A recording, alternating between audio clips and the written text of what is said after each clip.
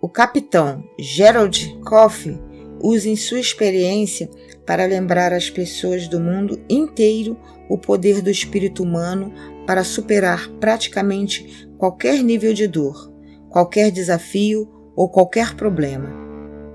2 mulheres completam 70 anos, mas cada uma assume uma visão diferente do fato. Uma sabe que sua vida se aproxima do fim. Para ela, 7 décadas de existência significam que o corpo deve estar se deteriorando e é melhor começar a encerrar todas as suas questões inacabadas. A outra conclui que a capacidade de uma pessoa em qualquer idade depende de sua convicção e fixa um padrão mais elevado para si mesma. Decide que escalar montanhas pode ser um bom esporte para se começar aos 70 anos.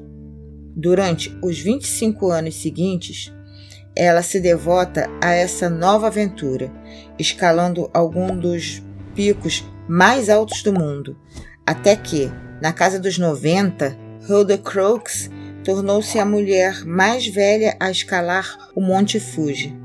Como se pode constatar, nunca é o ambiente, nunca são os eventos de nossa vida, mas sim o significado que atribuímos aos eventos. Como nós os interpretamos, o que molda quem somos hoje e o que nos tornaremos amanhã. São as convicções que fazem a diferença entre uma vida inteira de alegre contribuição e uma existência de sofrimento e desolação. São as convicções que separam um Mozart de um Manson. São as convicções que levam alguns indivíduos a se tornarem heróis, enquanto outros levam vidas de silencioso desespero. Para que nossas convicções são projetadas? Constituem a força orientadora para nos dizer o que levará à dor e o que levará ao prazer. Sempre que algo acontece em sua vida, seu cérebro formula 2 indagações. 1. Isso vai significar dor ou prazer? 2. O que devo fazer agora para evitar dor ou obter o prazer? As respostas a essas 2 perguntas baseiam-se em nossas convicções, e as convicções são impulsionadas pelas generalizações a respeito do que aprendemos que pode levar à dor e ao prazer. Essas generalizações guiam todas as nossas ações e, com isso, o rumo e qualidade de nossa vida. As generalizações podem ser muito úteis. São apenas identificações de padrões similares. Por exemplo, o que lhe permite abrir uma porta? Você olha para uma maçaneta. Nunca viu aquela específica antes, mas de um modo geral tem certeza de que a porta se abrirá se virar a maçaneta para a direita ou esquerda, se puxar ou empurrar. Por que acredita nisso? Porque sua experiência com portas lhe proporcionou referências suficientes para criar um senso de certeza que lhe permite agir. Sem esse senso de certeza, seríamos virtualmente incapazes de sair de casa, guiar um carro, usar um telefone ou fazer qualquer das dezenas de coisas que fazemos num dia.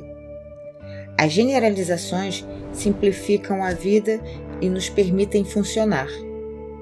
Infelizmente, as generalizações em áreas mais complexas da nossa vida podem simplificar em excesso e, às vezes, criar convicções restritivas. Talvez você não tenha conseguido êxito em alguns empreendimentos ao longo de sua vida e, com base nisso, desenvolveu a convicção de que é incompetente. A partir do momento em que acredita nisso, pode se tornar uma profecia que se realiza por si mesma. Pode dizer a si mesmo: por que tentar, se não terei êxito? Ou talvez tenha tomado algumas decisões insatisfatórias na vida profissional ou nos relacionamentos e interpretou que isso significa que vai sempre sabotar a si mesmo. Ou talvez na escola não aprenda tão depressa quanto pensava que as outras crianças aprendiam, e em vez de considerar a ideia de que tinha uma estratégia de aprendizado diferente, pode ter concluído que tinha uma incapacidade de aprender. Em outro nível, o preconceito racial não é abastecido por uma generalização indiscriminada a respeito de todo um grupo de pessoas? O desafio de todas essas generalizações é o fato de se tornarem limitações sobre decisões futuras a respeito de quem você é e do que é capaz de fazer. Precisamos lembrar de que a maioria das convicções é de generalizações sobre o nosso passado, baseado em interpretações de experiências agradáveis e dolorosas. O desafio é triplo. 1. A maioria das pessoas não decide conscientemente em que vai acreditar. 2. Muitas vezes, as convicções baseiam-se em interpretações errôneas de experiências passadas. 3. Depois que assumimos uma convicção, esquecemos que é apenas uma interpretação. Passamos a tratar nossas convicções como se fossem realidades, como se fossem o Evangelho. Na verdade, raramente, se é que alguma vez questionamos nossas convicções antigas. Se você alguma vez já especulou por que as pessoas fazem o que fazem de forma reiterada, deve lembrar-se que os seres humanos não são criaturas que agem ao acaso. Todas as nossas ações são o resultado de convicções. O que quer que façamos é por nossas convicções, conscientes ou inconscientes, de que levará ao prazer ou nos afastará da dor. Se quer criar mudança a longo prazo e coerentes em seu comportamento, você deve mudar as convicções que o reprimem. As convicções têm o poder de criar o poder de destruir. Os seres humanos possuem a espantosa capacidade de observar qualquer experiência em suas vidas e de criar um significado que lhes tira o poder ou que pode literalmente salvar suas vidas. Algumas pessoas absorveram a dor de seu passado e decidiram: por causa disso, ajudarei os outros. Porque fui estuprada, vou me empenhar para que isso nunca mais aconteça com ninguém. Ou então, porque perdi meu filho ou minha filha, farei a diferença no mundo. Não se trata de algo em que queriam acreditar, mas sim porque a adoção desse tipo de convicção era uma necessidade para que pudessem juntar os fragmentos de suas vidas e seguirem adiante, levando vidas proveitosas. Todos possuímos a capacidade de criar significados que nos fortalecem, mas muitos nunca exploram isso, nem ao menos reconhecem. Se não adotamos a fé de que há uma razão para as estratégias inexplicáveis da vida, então começamos a destruir nossa capacidade de viver de fato.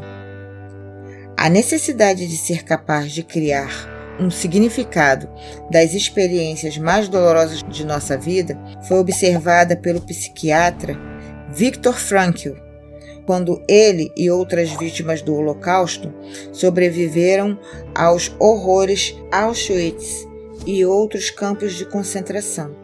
Frankl disse que as poucas pessoas especiais que conseguiram sobreviver àquele inferno na Terra partilhavam uma coisa em comum: foram capazes de suportar e transformar a experiência, encontrando um significado fortalecedor para sua dor. Desenvolveram a convicção de que, por terem sofrido, poderiam contar a história e cuidar para que nenhum outro ser humano jamais tivesse de sofrer assim de novo. As convicções não se limitam ao impacto sobre nossas emoções ou ações. Podem literalmente mudar nossos corpos em questão de momentos.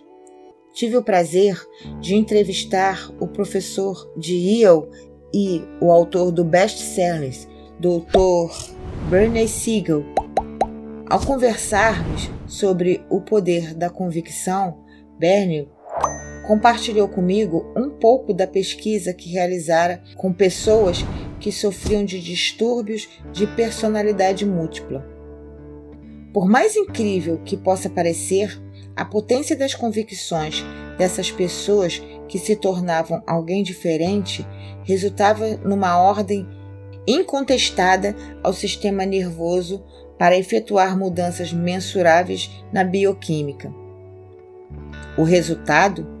Seus corpos literalmente se transformavam diante dos olhos dos pesquisadores e passavam a refletir uma nova identidade de um momento para o outro.